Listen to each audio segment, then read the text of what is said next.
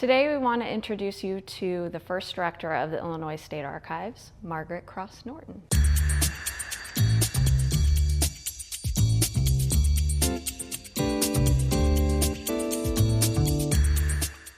Ms. Norton served as our director for 35 years, from 1922 to 1957. The archives was established in 1921, and Ms. Norton was recruited shortly thereafter. Ms. Norton was actually appointed to begin in January of 1922, but she decided to defer her appointment so that she could travel and study the existing archival institutions throughout the country.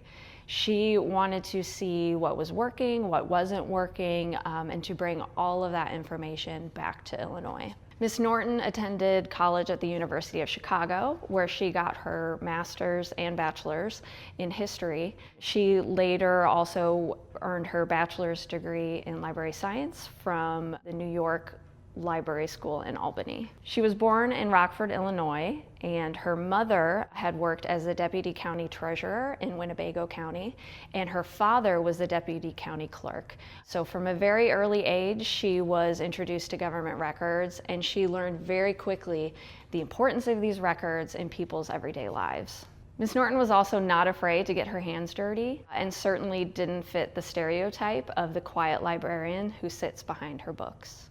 So this is an excerpt from a letter that she wrote in 1946 to the newly appointed Oregon State Archives, and here she's describing her early work with the records stored in the basement and the attic of the Capitol building. Among my early implements was a 3-foot length of gas pipe, which I kept beside me in case the rats in the basement and attic bothered me. Fortunately, I never had to use it. Equally fortunately, I am not a normal woman in that rats and mice do not frighten me.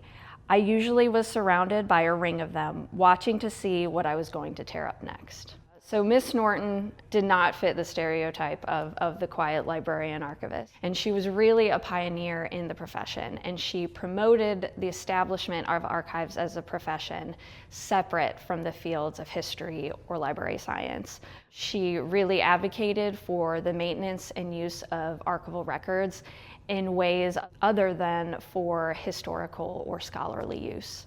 She focused on the administrative value and the legal importance of the government records in her care. Ms. Norton was one of the founding members of the Society of American Archivists and served as that organization's first vice president from 1936 to 1937. She was later elected as the first female president of SAA and was editor of their journal. In 1936, Ms. Norton successfully advocated for the construction of a new archives building after a fire at the Illinois State Arsenal building, which saw destruction of veterans' records. So not only was she successful in getting funds for the building, she had a very heavy hand in designing the building, and it became a model for other archival institutions for decades, and we still benefit from her work today. Ms. Norton was also a prolific writer and often contributed articles to various library and archives publications. And in 1975, her writings were collected into a book called Norton on Archives. When Ms. Norton passed in 1984, she willed her belongings to the Society of American Archivists. And while gathering her belongings, they found a photograph of the State Archives building on her nightstand. SAA also donated her clock to the Illinois State Archives, and we are very proud to have it here in our reference room. In 1995, 11 years after her passing, the Archives building was renamed the Margaret Cross Norton building in her honor. This was the first building on the Capitol complex to be named after a woman. We are very proud to have Ms. Norton as our first director, and we hope to carry on her legacy.